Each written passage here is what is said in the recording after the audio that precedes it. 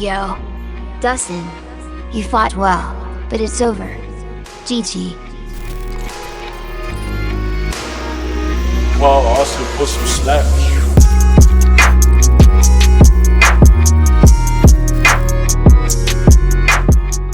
What's going on, guys? Welcome back to the channel, and we're back with One Piece chapter 902. And honestly, this chapter was amazing. This is honestly one of my favorite chapters across the entirety of Whole Cake Island for quite a few reasons. Like, from beginning to end, I pretty much enjoyed everything that this chapter offered, because it not only gave us so much closure for so many things in this arc, but it also made me care more about characters that I previously didn't give two shits about. And the biggest example for that would be Broly. This entire arc, I've been calling her nothing but a plot device, because this entire arc she has been nothing but a plot device. But in this chapter, she shows us that she has a character and that she has a backstory, has a past that I think we really should have seen a lot sooner. Maybe during the fight with Katakuri and Luffy. Like, I don't know how Oda would have weaved it into the story. Maybe when we first saw Broly just sitting there sulking in the mirror world when Luffy grabbed her. This really made me care a bit more about her, because it gives us the backstory as to how she got the scar on her face and about how that affected Katakuri as a character, because he went from being someone who didn't care if people saw his scars, saying that he'll beat up anybody that laughs at him, and then after realizing how that negatively affected his family, he then completely switched his entire personality for that. Because he cared about Broly so much, and because she cared about him so much, she tried to make him feel better by saying that this didn't affect her in the slightest, like the wound didn't hurt, any of that kind of stuff. And we've seen little hints from Katakuri that he really does care about his family, right? And we see that because of how he acted when Luffy kept grabbing Broly for the mirror world. And the flashback in this chapter just highlights that so much more, and I honestly love it. So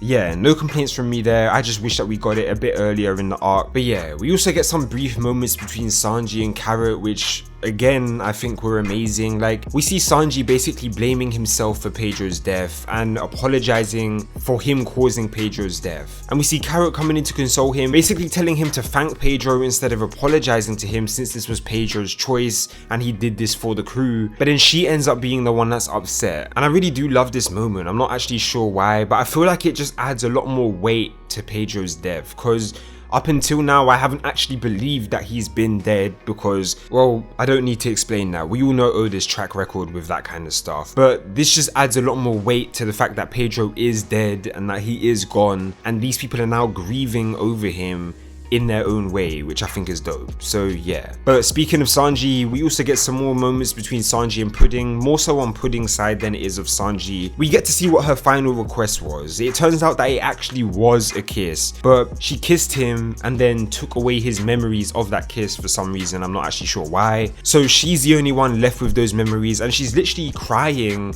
whilst holding those memories in her hand. I guess this could just be symbolism of her holding on to the life that she could have had with Sanji if she left and joined them, but ends up staying back with Big Mom because she knows she can't escape the life that she's in now. I guess that could be where Oda was trying to go with that. And by the way, I really love the art style of that entire scene, like how he drew that entire flashback. It looked like she was just reading it off of the film reel. So yeah, that was really dope. And yet again, this just makes me care that much more for Pudding's character, even though I really did like Pudding's character from the very start. Like, if you go back to my old reviews, I've been screaming Pudding for Nakama for the longest time, and although it's clearly not happening anymore, I do still hold out hope that maybe we get Pudding in our crew at some point later on down the line, but who knows. I know a lot of people wouldn't like that, so yeah, I guess I'm on my own with that one. But yeah, Pudding for Nakama. And then the rest of this was pretty much just us escaping and seeing Big Mom just rain terror on everyone while singing one of her songs. And if I'm being honest, this seems like one of the most legitimate forms of danger that we've seen throughout this entire arc. And I don't know how to explain it, but this one just feels different, because if we look at how Oda's been doing all of these cliffhangers all the way up until now, right?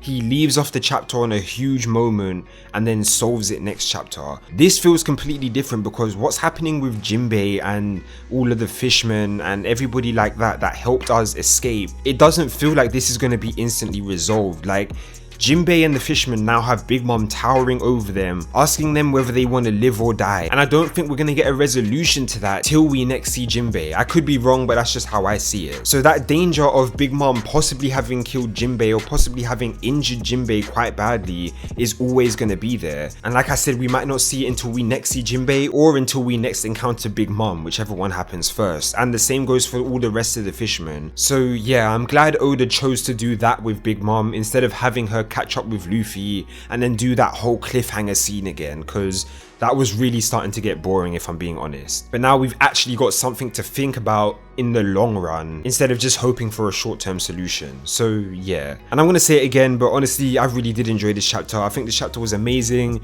definitely one of my favorite chapters in this entire arc. Now I don't think that this redeems the arc. If anything, the rest of the arc hurts this chapter, because this chapter would have been way better for me if I felt more of a connection to a lot of these characters to begin with, instead of just making me feel the connection all of a sudden now, if that makes any sense. So yeah, that's pretty much it from me. Oh, and before I forget, the little parallels with Sanji and Zeph were also cool too, although we already knew that those parallels existed anyway, so it was kind of pointless highlighting them, but I know why Oda did it. But I'm not gonna lie, it did kind of feel out of place, seeing as we haven't really heard anything about Zeph since the very start of this arc. But yeah, it was pretty good to see regardless. But let me know what you guys thought of the chapter in the comment section down below. Did you enjoy it as much as I did, or do you think Oda could have done much more with the ending of Whole Cake Island? Let me know what you guys think in the comment section down below. Leave a like on the video if you did, and subscribe if you haven't already for more of that One Piece content, and I'll see you guys in the next video. 1.